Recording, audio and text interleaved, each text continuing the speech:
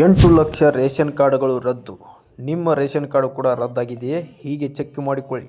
ಕೋಟ್ಯಾಧಿಪತಿಗಳು, ತಿಂಗಳಿಗೆ ಲಕ್ಷಾಂತರ ರೂಪಾಯಿ ಸಂಬಳ ಇರುವವರು, ಸರ್ಕಾರಿ ನೌಕರಿಯಲ್ಲಿರುವವರು, ಹೀಗೆ ಸಾಕಷ್ಟು ಜನರು ಕೂಡ BPL ರೇಷನ್ ಕಾರ್ಡ್ಗಳನ್ನು ಮಾಡಿಸ್ಬಿಟ್ಟು ಸರ್ಕಾರದಿಂದ ಸಿಗುವಂಥ ಅನ್ನಭಾಗ್ಯ ಯೋಜನೆಯ ಹಣ ಆಗಿರ್ಬೋದು, ಗೃಹಲಕ್ಷ್ಮಿ ಹಣ ಆಗಿರ್ಬೋದು, ಪ್ರತಿಯೊಂದನ್ನು ಕೂಡ ಈಗ ಪಡಿತಾ ಇದ್ರು. ಇಂಥವರ ರೇಷನ್ ಕಾರ್ಡ್ಗಳನ್ನ ಇವಾಗ ಸರ್ಕಾರವು ಗಮನದಲ್ಲಿಟ್ಟುಕೊಂಡು ಇವಾಗ ಈ ರೇಷನ್ ಕಾರ್ಡ್ಗಳನ್ನು ರದ್ದು ಮಾಡ್ತಾ ಇದೆ.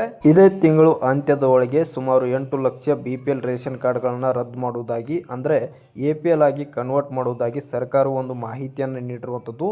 ಹಾಗಾಗಿ ನಿಮ್ಮ ರೇಷನ್ ಕಾರ್ಡು ಕೂಡ ರದ್ದಾಗಿದೆಯೇ ಅಥವಾ ಇಲ್ವಾ ಎಂಬುದನ್ನು ಯಾವ ರೀತಿ ಚೆಕ್ ಮಾಡೋದು ಅಂತ ನೋಡೋದಾದ್ರೆ, ಮೊದಲಿಗೆ ನೀವು ಇಲ್ಲಿ ಮೊಬೈಲ್ ಸ್ಕ್ರೀನ್ ಮೇಲೆ ಕಾಣ್ತಾ ಇರ್ಬೋದು, ಈ ಒಂದು ವೆಬ್ಸೈಟ್ ಮುಖಾಂತರ ಭೇಟಿಯನ್ನು ಕೊಡಬೇಕಾಗುತ್ತೆ.